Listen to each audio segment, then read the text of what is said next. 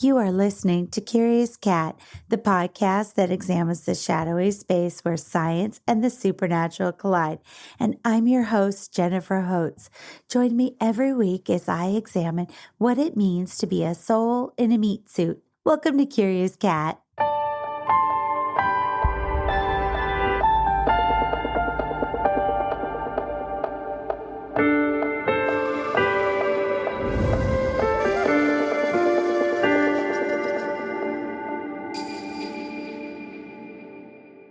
Merry Christmas and happy holidays to you and yours. This will be my 53rd Christmas. My God, time flies. My first Christmas memory is of reaching into Grandma Riley's oversized cookie tin and taking out a perfect sugar cookie, crisp on the edges, tender inside. I savored every nibble. Those Spokane Christmases were my happiest. I was with my cousins and my brother, and the house was overstuffed with family. There was Nat King Cole, Bing Crosby, Andy Williams playing behind the chatter as adults caught up over a game of cards or stood elbow to elbow at the kitchen counter preparing food. My clothes absorbed the smells of turkey and homemade candy, along with cigarette smoke and hearth fire. Grandma Riley had a column of matching picture frames on a slim slice of wall that held Santa visits that spanned 30 years. The one at the tippy top that would mark the very last Santa visit had me smiling ignorant into the camera while my big brother blistered on the other side of Santa's lap. Mind you, he was the good kid, the one that did as he was told, and I was the feisty rebel. No, it wasn't Freaky Friday that day. Garth sniffed out the lie before we'd even been asked to take a seat. I was oblivious, excited to share my Christmas wish list and receive a candy cane at the end. Garth didn't say a word. I don't remember if he turned away the elf's candy cane or not, but when we were back at Grandma's house, he remained silent, his cheeks blistered pink with what? With anger? Disappointment? Frustration? Was it a mix? Later that evening, when my father's beloved cousin Codge entered the kitchen, besides Auntie Joyce, he was all of our favorites. Garth walked over, eyes intense, and he poured his soda onto Codge's lap. It was such a Jennifer thing to do. The room gave a collective gasp. I was ready to bear witness to this spanking that had to be coming next, but instead, and to my disappointment, to be honest, laughter erupted throughout the house. You see, the adults had known that Cousin Codge, in order to make some holiday cash, had taken a job as Santa. They thought we would be oblivious, and they were half right. Back then, we opened our gifts on Christmas Eve. The Riley family room held the scents of the season, vodka and candles like cinnamony and something else, not pine, but a burnt something, like right before a car gave out and died on the side of a road. The tree was the star, dazzling in the warm, giant C9 bulbs by the fireplace. Spokane, mind you, is inundated with pine trees and Douglas fir, but this year, Grandma wanted one of those newfangled artificial trees. Grandpa, one to pick his battles, found the best plastic tree his money could buy and put it together in the place where we'd always had a real tree. So imagine Elf on a shelf in Christ's cradle, and you get the idea. The burning smell filled the space. It made us cough, and that's when we noticed the smoke, not from the hearth. It emanated from the tree's boughs. The heat of the lights were liquefying the fronds of the artificial tree. Someone pulled the plug on those C9s. We opened the doors and windows to let in ironically fur-tinged fresh air. We turned away from the tree for a time because in the branches was this unholy union of bulb and branch, each C9 fused into the fake boughs. It was the equivalent of accidentally opening up the doors and catching your parents having sex. Someone turned up the Nat King Cole, someone else refreshed the adult beverages, and we soldiered on opening gifts. I could have been a better little sister. I'm certain what I'd asked imposter cousin Codge Mall Santa for was underneath the tree, and even unwrapped, it held my attention for a minute or 5, maybe less than the smoking tree. Then I was on to Garth's Hall, not just watching him play, mind you, but elbowing him to the side so I could have a turn. There's no statute of limitation for being a jerk, and I was, and I'm still sorry. My favorite Christmas gift was one given to me after my parents divorced. Dad gave me a giant beanbag toss game, which I absolutely adored. I didn't even know they existed in the world. It was just like the one at the county fair, but it was mine. I set it up and played for an hour or so. My mother, though, took one look at it and saw it as a full frontal attack on our living situation and her. You see, at the time, we lived in this modest apartment in the shadows of the Hanford nuclear reactor. But priorities, right? We didn't have much space in our apartment. That toy disappeared the summer Mom and Mike moved us into our new house across the river in Pasco. That and the precious moments prayer lamp that once lit up my nightstand, guarding me from demons. Both were suspiciously lost in the move. Christmases hit different as a teenager. That's what I've found. I'll never forget the look on Garth's face when he received not one, but 2 electric shavers on the occasion of his 16th birthday. And that was days after Christmas. Wasn't an actual Christmas memory, but still, the disappointment in his face I will never forget. My mother was frugal. It's a trait that I admire in her. Her discipline and tenacity gave her the ability to purchase a house and travel around the world on her summer breaks. But some of her, and God help me if she listens to this, though it is the God's honest truth, some of her frugality is owed to a kind of amnesia. $5 is a big tip. That's something she would have said often. Well, maybe in the late 70s, but now, whenever we go to a restaurant, I always offer to tip. She won't let me. I wait until she's left the table and I slip a 20 under the salt and pepper shakers.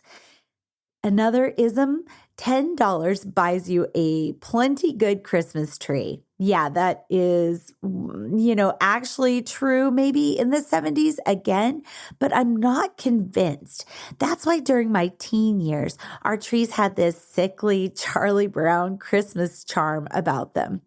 If you so much as sneezed within 10 feet of the thing, the needles fell away like glitter. When Garth went off to college, Mom didn't want to bother with a tree at all, but I liked it. So she'd haggle with the owner of the local tree stand. And after a while, maybe out of pity for me, he'd come up with something to sell us for $10. Grateful, I decorate it by myself and sleep in its glow at that first evening. So every other Christmas we spent with Dad and my mama bear from California, Kate, in Fresno with my baby brother and sister. Oh, did we make some memories. We drove from Washington to California and back in Grandpa Riley's diesel-burning Mercedes. The ride home began with a stop at a tax-free store where my grandparents bought boxes of cheap cigarettes and booze, which became my backseat companions for the drive north. I wish I'd thought to scribble a face on the side of the box in the middle seat. It'd make my leaning into it to sleep feel a lot more intimate. Think of it as an early version of Tom Hanks's Wilson from Castaway, right? I adored those Fresno visits. I'd linger with my soul sisters, Mama Kate, her sister Molly, and sometimes her dear friend Connie. After big meals, we'd linger in the kitchen over dishes. We'd sip wine and laugh over gossip and God knows what else. It was the pressure valve release we all needed to endure the holiday season in one piece. Dad handled the tension in his own way, finding some all-consuming project to avoid picking sides in the great silent civil war between his love for his wife and his loyalty to his parents. One year, it was to record all of his 45s from the 1950s onto reel to reel. I hadn't realized that long oak box, I mean huge like a coffin for a Harlem Globetrotter, which stretched beneath the picture windows, was actually containing audio equipment until Dad put it to work. When I heard a song I liked, I'd visit with him in the front room. And he'd share his memories of that song, that artist, that record, those times in his life. It was wonderful, to me at least. I loved being with my much younger siblings on those visits too. The looks on their faces as they opened Christmas gifts was so precious. I adored luring my baby brother Harrison into the office to watch the Seattle Seahawks play on the television. Goldfish crackers did the trick, and he'd sit beside me and cheer, his tiny feet dangling at the edge of the sofa cushion as he clutched the oversized Pepperidge Farm carton with both his arms. I loved riding along with Kate and the babies from store to store to find the ingredients for lefse or Christmas Eve crab and sourdough bread. Those were fantastic times. My second year of college, I lived in a studio apartment with my best friend, Deb. I had a little truck, and after we returned to Seattle from Thanksgiving break, we wanted to decorate our place for Christmas. While down at the village shopping for our normal groceries, we exited the lot the back way to avoid traffic, which ran behind all of the businesses. There, propped up beside a dumpster, was the most perfect Christmas tree I'd ever seen, just waiting to be thrown away. It was the tree of our dreams leaning against that dumpster. It was for us, for us. We pulled over and Deb took one end, I took the other, and we chucked it into the bed of my truck, then raced up the hill to the Malloy apartments. Our speed, though, betrayed the truth our hearts knew and our brains wouldn't register until we had it tucked and locked behind the door of our apartment. It probably wasn't being thrown away. That tree might have been beside the dumpster to air out until the branches dropped. We'd been swept up, though, by the magic moment. It'd been too good to be true. We set the tree in the middle of our studio apartment, and it added this regal quality to the old place. That's when we saw the price tag. Was it $60? Was it $100? I don't remember. We couldn't return it, though. We knew we'd be arrested, and we didn't want to have a criminal record. Besides, it looked perfect in our place. After I had kids, I understood the look I'd seen in Grandma Riley's face.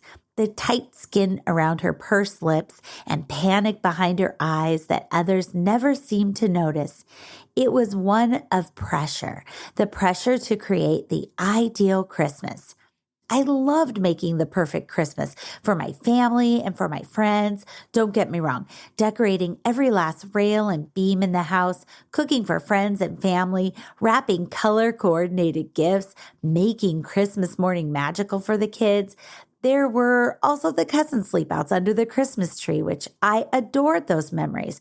I hold them in a heart-shaped box beneath my ribs, but many of those memories have a dark undercurrent no one has known until, well, now. On one particular Christmas Eve, I don't know how many people had come over, 16, 20, more. It was our tradition to serve crab on Christmas Eve, and that year had been no different. But before everyone said their farewells, a few loving guests slipped into the kitchen to help with cleanup. Fast forward to late that evening, Doug and I were building the Santa gifts for the kids in the living room while they slept quietly upstairs. My parents had been staying in the back bedroom, and my mother emerged saying the toilet back there wasn't working. Sewage was gushing all over the floor, not just from their toilet, we soon discovered, but all the downstairs toilets at the same time. The smell was horrible, and images of sewage seeping into the toys the kids, one still an avid thumbsucker, were about to open made me panic. Doug called Roto-Rooter while my mother and I peed in the back lawn, laughing the whole time, which was the thing I needed to get me through the rest of the night. The Roto-Rooter guy found crab shells had blocked the sewer line. He fixed that, and then we mopped up and bleached the entire ground level of the house. Christmas morning, the kids woke up bright and early at 6 a.m., ready to see what Santa had brought. We'd only had an hour or maybe two of sleep, but we were glad they didn't seem to notice the air was thick with disinfectant. The last year Santa was a thing in our house provided the sweetest Christmas moment ever. Bryn had heard rumblings from her school pals that Santa was actually parents. He wasn't real. Christmas Eve, she went to bed, taking one last glance at the lighted tree before heading up the stairs to her room. As Doug and I set out the Santa gifts and the stockings, I noticed a little note tucked into the branches of the tree. It was from Bryn, and in it she told Santa that kids were saying he wasn't real. So in order to prove them wrong, she asked him to bring her a last-minute gift, one that the parents couldn't possibly do. It was a game called Squared Up. Well, you know I had to make that wish happen, but all the shops were closed. It was just minutes shy of midnight. I logged onto Amazon and found the game, and then, thank goodness, saw it was available through their Amazon Fresh app. I ordered the game for overnight shipment. Somewhere around 5 a.m, from bed, I heard the squeaky brakes of a truck outside. I tiptoed downstairs, and there was the game, courtesy of Jeff Bezos. I slipped it unwrapped under the tree and went back to bed. That morning, without a word, Bryn came down the stairs, searched under the tree, and found the game. She didn't smile. She didn't tell us the story. She just soaked in the knowledge that her friends didn't know shit. To cap off this special Christmas memory episode, I have a very special guest telling a story. This is my mama bear, Grandma Kate, to my kids, and take it away. Thank you, Jen. A Charlie Brown Christmas first aired 57 years ago when I was 11. It was a special evening for my younger sister and me. We had been invited to watch at the Bicklins' house. They had color television. The Bicklins were our next-door neighbors on South Mount Vernon in Spokane, Washington. Geography caused the street to slope upwards, which perched their Swiss chalet on a hill above our house. Our properties were separated by a stone fence. Trees and shrubbery planted behind the wall shielded their house from view. A long red brick driveway curved into their property and stopped at a small garage nestled beneath the house. When we were barely more than toddlers, my sister and I wandered onto their property on a warm summer day and made Mrs. Bicklin our friend. We stood outside her paned kitchen window, open to the fresh air, and hollered our hellos. She said her name was Ella May. I asked how old she was, and she said 45. Outside of my grandmother, she was the oldest woman I'd ever met. Her voice carried the soft lilt of contentment, but her eyes held a tinge of sadness at the edges. She had gray chestnut hair and wore a flowered shirtwaist dress. She escorted us home that day, but on those rare occasions when our mother lost sight of us while we were playing in the yard, we'd wander to the Bicklin kitchen window and call, "Ella Maid, Ella Maid." This was before we were fully indoctrinated to address adults by Mr. or Mrs., never by first names. It was the late 1950s, and the two Bicklin daughters were in high school. Mr. Bicklin worked as the accountant treasurer at the Spokesman Review. Mrs. Bicklin was a housewife. My family consisted of a father who was a teacher, a stay-at-home mom, and 3 children. Within a few years, we ballooned to 5 kids, crammed into a small 3-bedroom, 1-bath house. By comparison, the Bicklins were aristocrats. Years later, when I was 8, I was in our front yard playing with neighborhood friends when Mrs. Bicklin drove her Nash Metropolitan past. I paused to wave, and when she waved back, I again noticed her sad eyes. The next day, I told my sister that Mrs. Bicklin was lonely and we should go visit her.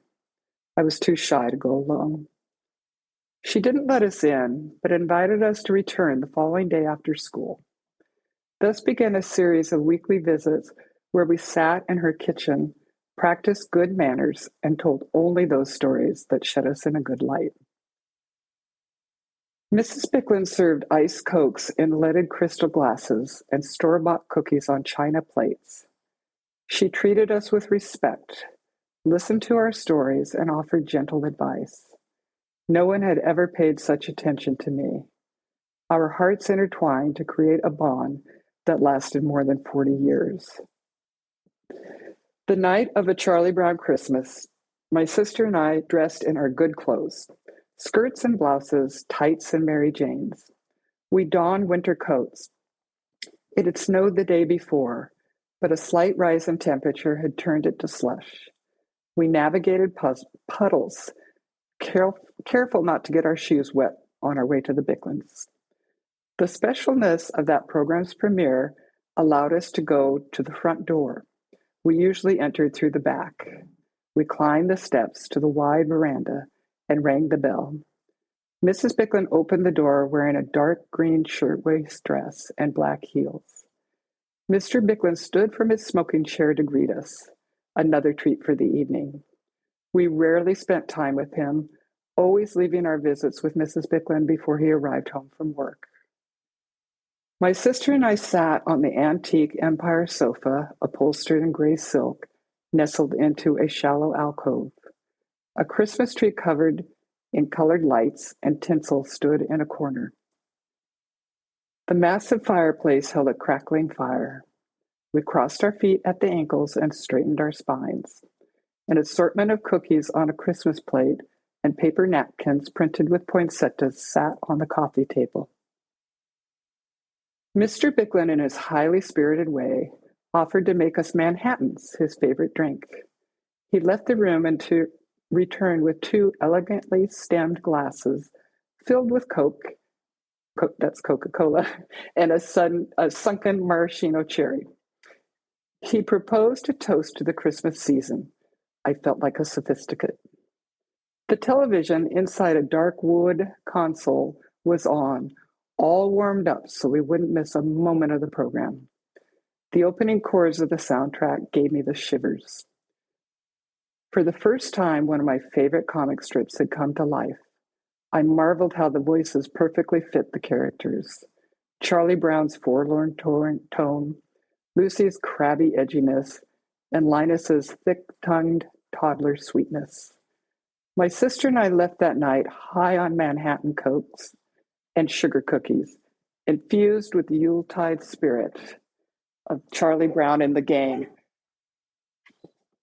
Every year since then, come Christmas time, I'm carried back to the Bicklin sofa, where I'm surrounded by warmth and elegance and reminded how the loving attention of adults stays with a child forever.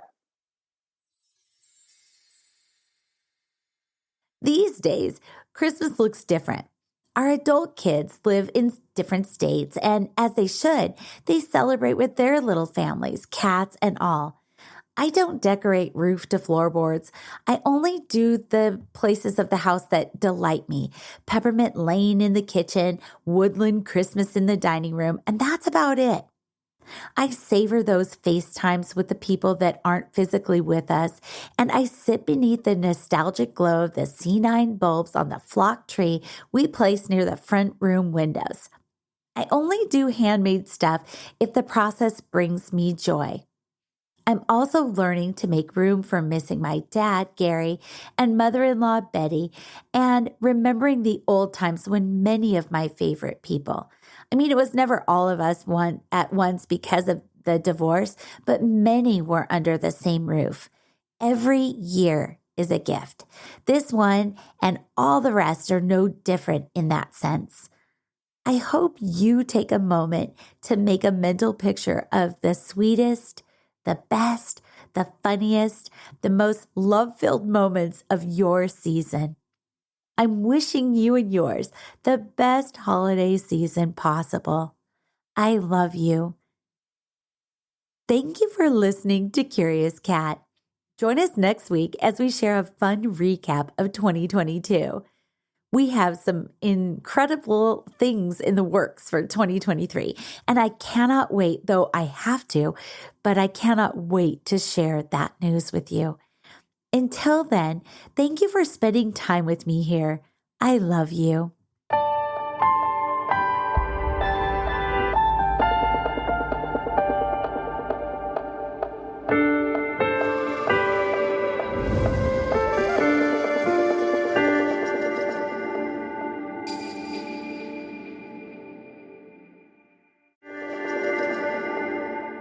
Hey, you. Yes, you. Are you looking for a new podcast that appeals to your scientific curiosity, but is also a little bit spooky? Show me how I died in a past life. Well, look no further, because this cat is where it's at. He had concerns about the ethics surrounding AI, feeling they had achieved consciousness. Curious Cat Podcast examines the shadowy space where science and the supernatural collide. Listen every week with your host, Jennifer Holtz, as she and her guests explore what it means to be a soul in a meat suit. We were healing karma together. They were all kind of predestined to resolve something. Listen on all your favorite streaming apps and continue the conversation on Twitter at CuriousCatPodCA, or find Jennifer and all her links at Jennifer L. Holtz, spelled HOTES.com.